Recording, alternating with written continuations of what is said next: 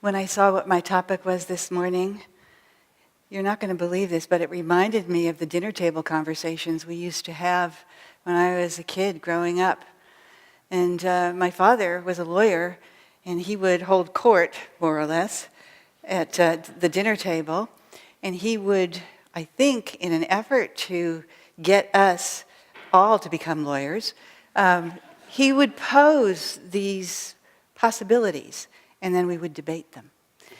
And just to give you an idea, one of his favorites was the futility of effort. And he would say, it is futile to put out this energy, and then we would go back, but no, Dad, that can't be, and back and forth. It would get very heated. And we would run to the library, and we'd bring down books and get our references and our sources. And my mother, this particular night, saw that it was getting a little heated, and she said, look, she said, for a guy who puts out so much energy to support your 9 children, it's ridiculous for you to argue about the futility of effort. And she said, case dismissed. So that was, part of the growing up. And one of the topics that came up at our dinner table conversations, not just once, but many times, was whether or not there was an absolute good. And what was the relationship between the absolute and the relative? And so we argued that one over and over again. And it kept coming up because we never really got it. And I didn't really get it. I wish that I had known Swami Kriyananda then, because I wouldn't have won a lot of cases. But Swami explained it so beautifully that only realized masters who have known God can explain God. And what they say is that he belongs to that absolute reality. And that in relationship to that absolute reality is the relative reality in which we find the satanic force. And that kind of explains everything, really, except that it doesn't. Because we have to deal with it on so many, many levels. And yet, I think we all come in, the product of many past incarnations, with this understanding that there are these opposing forces in the world that we have to sort out and come up against. And because I work with children, as one of the teachers and the director of the school, and Gary works there as well, I come up against a child's understanding of the power of evil and the force of evil over and over again. It reminds me, or maybe it's appropriate at this point, to share with you a little story. I've told it before, but not for a really long time, about my own daughter, Maria, who was, when she was 3 years old, mesmerized by the story of the big bad wolf and the 3 little pigs. And if you're part of this culture, you've probably not escaped that from Disneyland, but briefly, you have these 3 little pigs, and 2 of the pigs want to play all the time, and the 3rd pig is very conscientious. And so they need to build houses for shelter, and the first little pig builds a straw house. He throws it together, and then he goes out and he plays on his fiddle. And the second little pig builds a house of sticks. Not really that great, but, it took a little more effort, and then he runs out and begins to play. But the 3rd little pig, he builds a house of bricks. And that he gets the bricks and he gets the mortar, and he's very carefully putting them all together and making sure it's stout and sturdy. And he has a great little house. Well, in the neighborhood was the wolf. And the wolf was hungry. And the wolf went out looking for his next meal. And he came across the first little pig, and that little pig saw the wolf and went, wow, I'm in trouble. And he ran into his little house. But the wolf just huffed and puffed and blew it down, and that little pig ran over to the house of sticks and said, brother, let me in. And he did. And then the wolf came to that house, and he huffed and he puffed and he blew that house down. And the 2 little pigs, terrified, ran to the 3rd little pig's house and said, brother, let us in. And that little pig let them in, and they felt safe because they were in this house of bricks that was so sturdy. And the wolf came. And now you can see this 3-year-old listening to this. And the wolf came, and he huffed and he puffed and he huffed and he puffed, and he couldn't get that house down because that little pig had put out all this good energy. But the wolf was wily. Satan is wily. And he thought, I'm just going to climb on the roof and go down the chimney. But the three little pigs were in there. The two were shivering and shaking with terror. The third little pig was a can-do person. He was always looking for solutions. He was always putting out energy. And he says, I'm going to boil a big pot of water in the fireplace. And so he did, and the wolf came down, and you all know the end of the story. The good guys won, right? So one night, Maria, 3 years old, it's bedtime, and I'm trying to put her down, and she says to me, Mommy, I want you to read me the story of the three little pigs. And I said, oh, I don't think that's a good idea. It's bedtime. Because I don't know if you remember in your childhood, but I was traumatized by the Wicked Witch of the West in The Wizard of Oz for a year or more. And I always saw the shadow from the street lamp outside projected on the wall as a great big huge bear that might come and get me. I mean, these are vivid images that I hold today. And I thought, no three little pigs tonight. But she said, no, really, I promise I'll go to sleep. I said, okay. So I read the story. And at the end of it, she very thoughtfully turned to me and she said, Mommy, where does that wolf live? And I thought about that. And I said, well, he lives in the book. Does he ever get out? No. He never gets out. He stays in the book. And she went to sleep. And all was well. And then she turned 4, and that summer we went to Disneyland. And we had such a good time at Disneyland. We did this ride and that ride and this ride and that ride.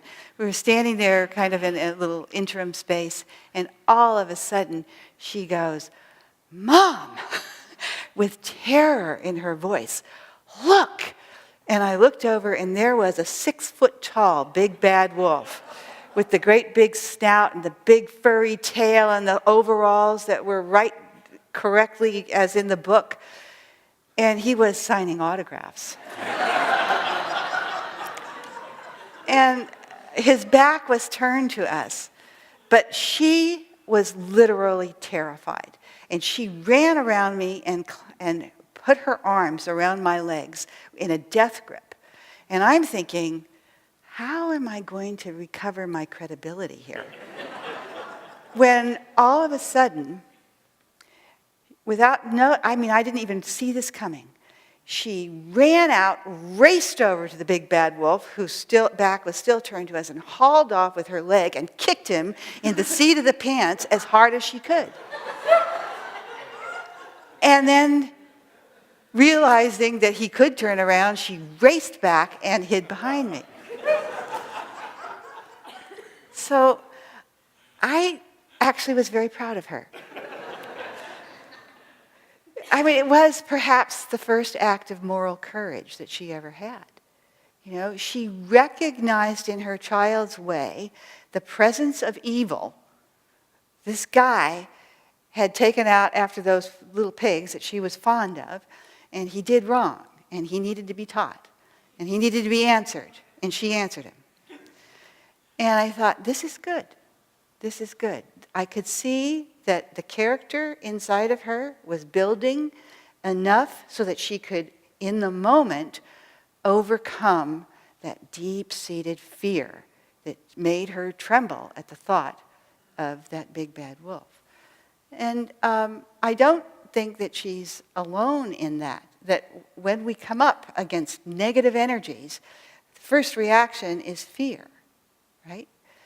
And then the only question remains, well, what are we going to do about that fear? What are we going to do with our energy to combat that fear?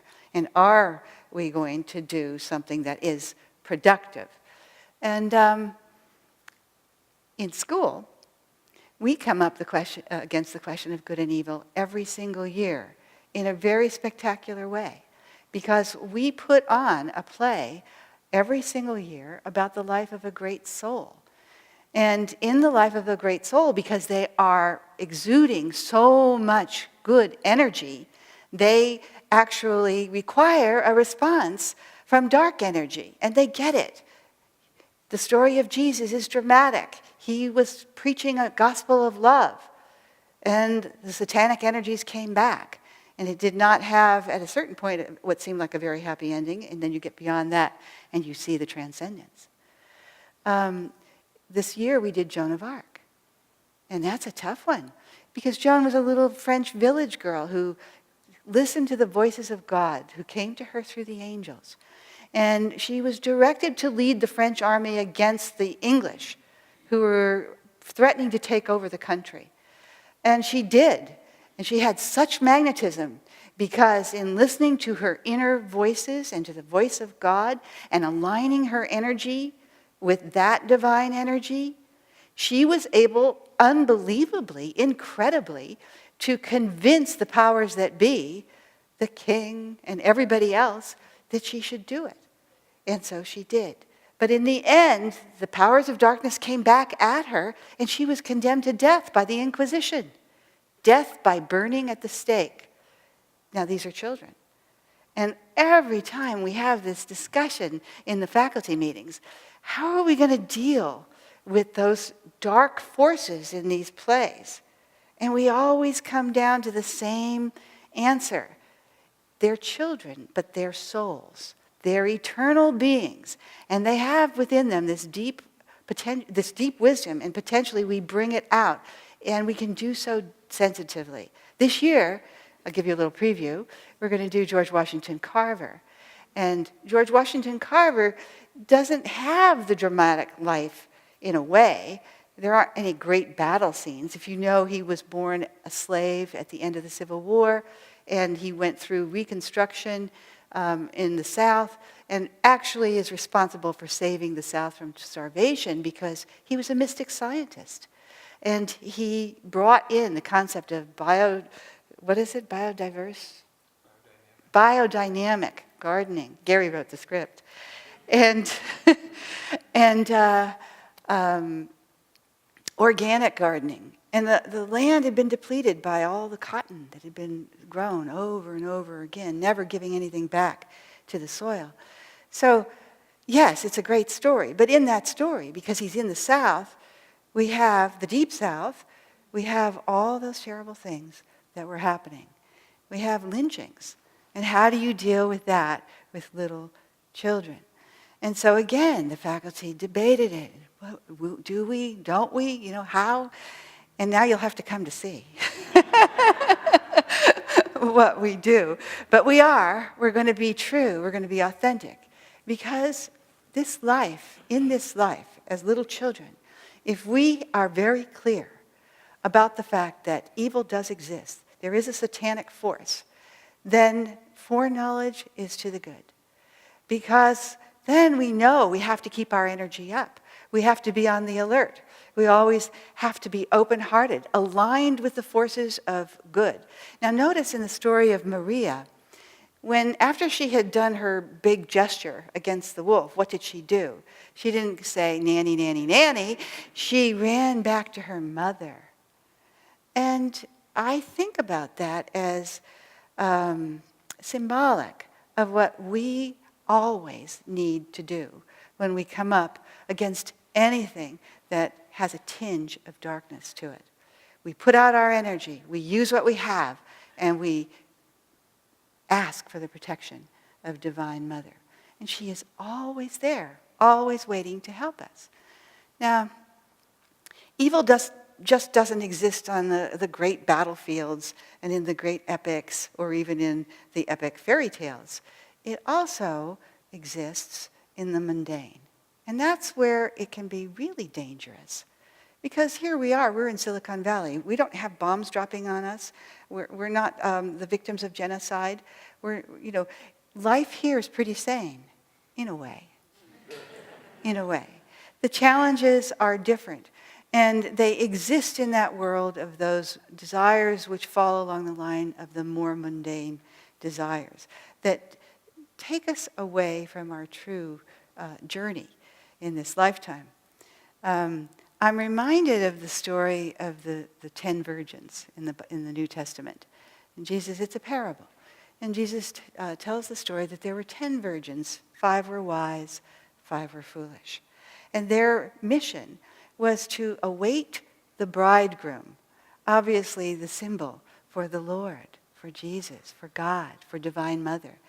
And they were to await with oil lamps lit in honor of this very, very deeply meaningful experience. God was coming. So 5 of them showed up, and they had their oil lamp, and they had some reserve oil. They thought ahead. And the other 5 showed up, and they only had their lamps. And there wasn't a lot of oil in those lamps. And so they waited, and the bridegroom didn't come, and it got later and later, and no bridegroom. And the 5 who had no oil left, their lamps went out. What to do? So they turned to the other 5 and they said, will you share your oil with me, just a little? And the others said, but if we do that, then we won't have enough if he's really, really late. And so they had to go off and find more oil. And of course, while they were gone, what happened? He showed up. And the 5 wise virgins were able to walk through the door with him. And the others were too late. They missed their opportunity. It was such a little thing. And I thought, those, a little oil, a little extra oil. On a backpacking trip, what happens when you forget the matches? Or I was sharing with the other ministers in the ministers' room, I read about the opening of Levi Stadium and the crowds going, and the first time, lots of little glitches. But one of the little glitches that stood out for me was that some of the women, the foolish virgins, forgot to read the fact that they couldn't bring big purses in. And they all showed up with their big purses. And that kind of qualified the whole experience for them. Long times having to give things up, and long times having to wait to get them back. So the mundane, one of the most mundane things that Swami warns us about, especially when you're talking about children with teenagers, but for anybody, for myself, for you, is the possibility of moods to drag us down into the darkness, to qualify whatever good energy we have, to just suck it up because we give in to moods caused by whatever negativity there is in our life. For me, my battlefield often is El Camino Real in the morning when I'm trying to come to school and get here on time, and some idiot, somebody on their phone, they cut you off, they don't use their blinkers, whatever it is, and it just, I can feel my tension rising, and I might have a few words to say about them, and then I have to catch myself, and I have to say, no, you don't know what their reality is. The other day I was out there, and this woman in a great big SUV was totally mindless, and she did all these things, and I was just thinking bad things about her. And then I thought, wait a second, Helen, she's on her phone. She probably had to leave the kids at home. Somebody's sick. The nanny is new. She's not sure she's going to take care. And I created this whole scenario just to open my heart to accept the fact that, what do I know? And why should I expend my energy judging or feeling bad about something that's going to be over like that? So moods, and when they do get big, then we have to look at it another way. Because as Swami said, as we get older, and I can tell you this is true, as we get older, the tests seem to get bigger. I'm sorry for all of you who are very young, but I do believe that that's true. And I also understand in my heart of hearts that that is one of the biggest gifts that God gives us. Because the way I imagine it is that we, each one of us, have this cheering section up there in heaven, and it's Divine Mother. Those mothers who go to the games that their children play, and their fathers. And it's all the saints and all the angels. And it's especially if you have a saint's name, it's your namesake saint. And so I've got this all figured out in my mind when I have these tests. Because when you have a test, one of the things that I believe is satanic is to believe that you're actually facing it by yourself, when in fact we are never alone. God is always with us. And it's just a question of, can we feel that? Can we acknowledge that in our heart of hearts? that there's another set of footprints walking along the sand. So I imagine that with the big tests. And I also, Shanti told me a story that she'd heard from Bharat, and it's something that I do, and I think it's worth doing. Whenever I get a huge test, I think of it as, I visualize it as coming directly from God to me, wrapped up in a custom, beautiful package. Bharat used the image of Divine Mother approaching us, dressed in flowing robes. I imagine it blue and white, with astral gems, holding a golden bowl. And in the bowl, our test. And offering it to us. And saying, this is from me to you. Because when we do the opposite, when we look at tests as the enemy and we straight arm them and we say, that's not mine, there must be some mistake, then we are not taking advantage of one more opportunity to move forward on our journey home. We're all going on this journey back to God from whence we came. We all came from original goodness, not original sin. You know, in my readings, when I have to give a Sunday service, if you had come to my house the last couple of days, you would have seen books all over the place. Not that it helps me, because the only really good book or books that I have are Swamiji and Master, and but I had been reading this book about the Greek Orthodox Church just for fun, and I came across this very interesting point, which meant a lot to me when I read it. There is a word called metanoia. And I don't know if I'm pronouncing it correctly. But metanoia in the Greek means the transformation of the heart. Now what was interesting is that early on, when the Gospels were first being printed, written down, they were translated into Greek. And then from the Greek, they came to us, to English. And the translators translated the word metanoia as penitence and repentance, not transformation of the heart.